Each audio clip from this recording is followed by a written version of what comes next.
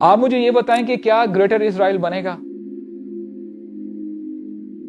ہمیں اتنی دیر نہیں لگنی چاہیے اس کو جواب دینے. It has no evidence. آپ کو قرآن میں نہیں ملتا، آپ کو سنت میں بھی نہیں ملتا، نہ آپ کو اسلاف سے ملتا ہے. This is what the psychological operation is. وہ پہلے ہی سے دیکھیں، جب کوئی جنگ ہونی ہوتی ہے نا، سب سے پہلے اوپوننٹ کو نا سائیکولوجیکلی ڈیفیٹ کرنا پڑتا ہے. 1.5 بلین مسلمز یا آلموسٹ 25% پاپولیشن ہے مسلمانوں کی، اور آپ حال دیکھیں کہ اچھا جی گریٹر اسرائیل تو بننا ہی بننا ہے، انہوں نے اب آنا ہی آنا، ہمارا کرنے نہ کرنے سے کیا فرق پڑ جاتا ہے. It has no evidence.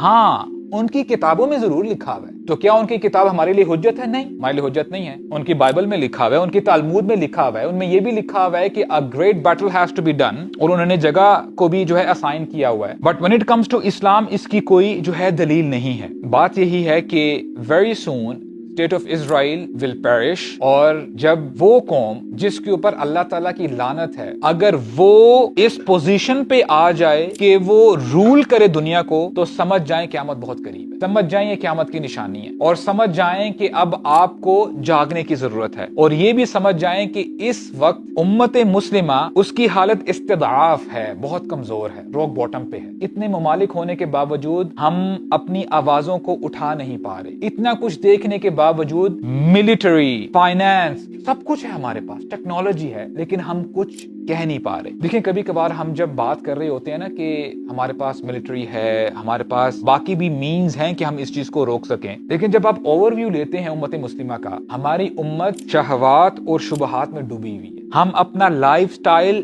پھر بھی چینج نہیں کر پا رہے، which is a big question mark کہ ہم نے کرنا کیا.